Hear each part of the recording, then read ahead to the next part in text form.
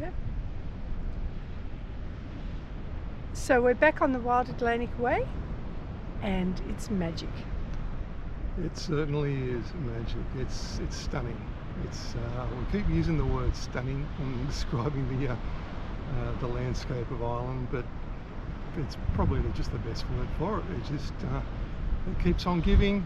It's you tend to wish that you had done like some sort of course in professional photography, because as much as we keep taking photos and so forth, you just think that someone who sort of knows what they're doing and they would probably do a better job, but yeah, we keep going anyway.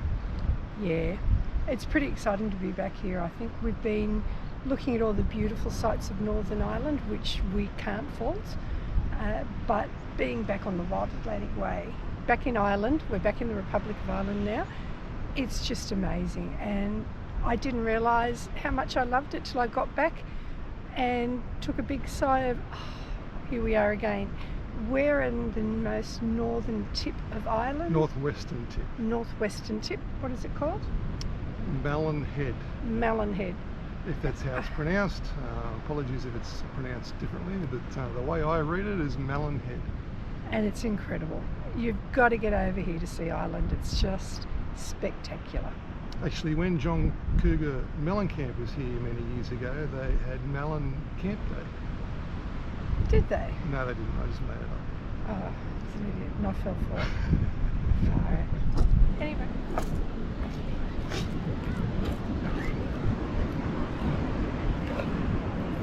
So we're out on a bit of a cliff ledge, and behind us you will see there is a cross. It seems to be a memorial for a young man. And lots of people have come here and they've left coins, they've left bracelets, all sorts of things. The floor is scattered in pennies. It's as I said before, it's Malin Head, M-A-L-I-N, and if you look it up, you'll see that a lot of people who have been here on the Wild Atlantic Way have all said it's a must see if you're ever in the area, and I wholeheartedly agree. This is fantastic. It's great that there's a path that you can go right out to the point on, and there's plenty to look at and just be mesmerised by. Make sure that you've got plenty of power on your phone, because you'll need it with all the photos that you take.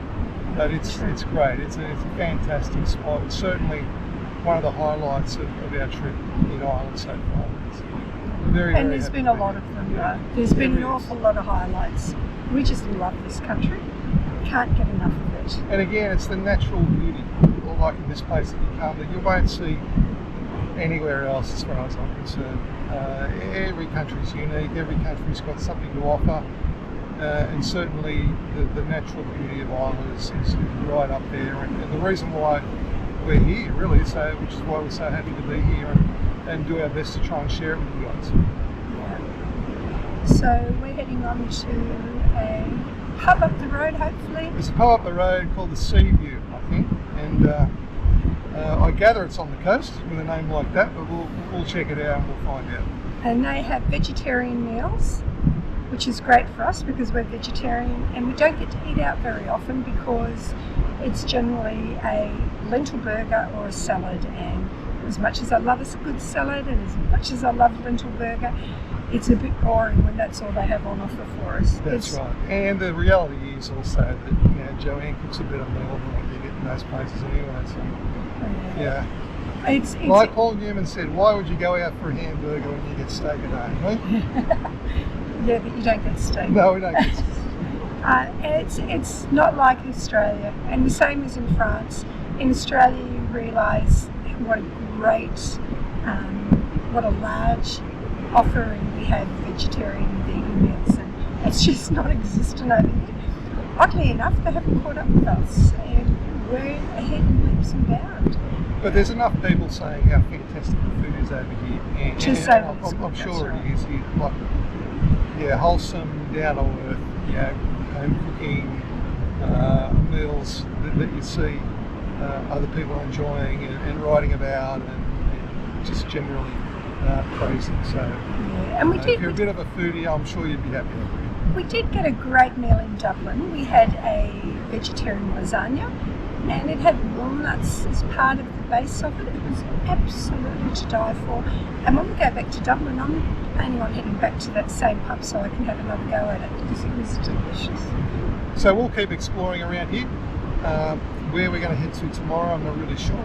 We'll have a look on the map and we'll find out and we'll share it with you. So thanks for watching, guys. And again, if you're enjoying what you're seeing, don't forget to smash that like button and please hit subscribe. It means the world to us. It really does. Okay, let's move on for dinner. Okay, let's go. Oh, by the way, you can't see it now because it's a bit grey. Just want to say in the other shots that we showed you, we had blue skies and we haven't had any rain today. This is a first. First day in Ireland after, what's it been, 7-8 weeks or something? And we haven't had rain. Yet. It's only 1:30 of an afternoon here at the moment, so we don't know about this afternoon. Forecast is good, but it's fantastic to have a day of relative blue skies and no rain. And because certainly being here, if it was raining,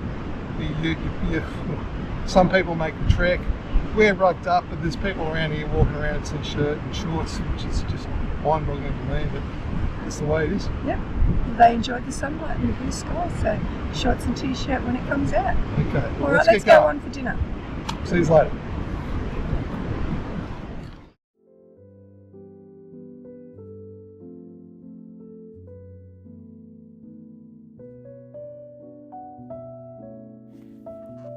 So we didn't make it to dinner in the end and we drove on and we found a beautiful little free campsite by the sea.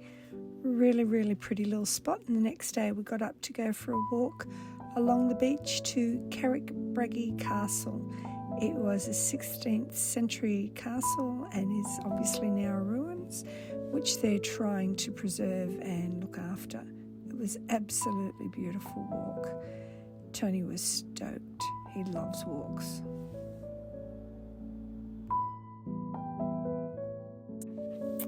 So Glenveigh Castle is such a pretty place. Absolutely beautiful. But it's not such a beautiful history. Apparently Captain John Adara built the castle and he had it completed in 1873. The whole idea was to surpass Balmoral Castle. Don't think he succeeded in that one. Anyway, he was a really cruel man and he evicted 224 of his tenants just to improve the aesthetics of the grounds. They say a cruel curse was placed on subsequent owners so no one would have an heir. Apparently, many of the people who were evicted ended up in the workhouse. Others were helped by locals and the clergy. In Australia, the Donegal Relief Fund was revitalised and arrangements were made to help young people from 16 to 28 years old to immigrate to Sydney.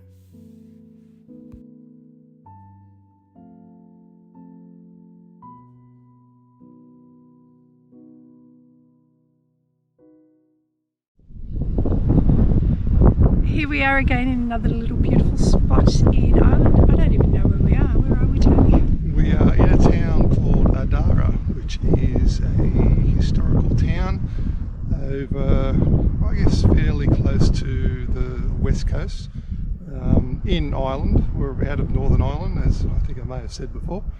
But yeah, it's a great little town.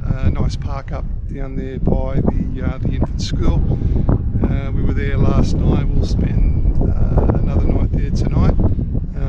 May even have a pint or two of Guinness before we head off tomorrow. Not that Guinness? We'll have a Guinness in the morning, but we'll have a couple of Guinnesses tonight, I think. And we'll just keep walking and enjoying the beautiful scenery that's on offer here. It's absolutely really is stunning. pretty. It's a very pretty place. This is just the country that keeps giving. It just never ever ends. It's so beautiful. Very true. And the wind's blowing. I look like I'm crying, possibly. I'm not. It's blowing my hand, so it's hard to hold this open, and it's making my eyes water. But it is beautiful. Very good. Let's keep walking.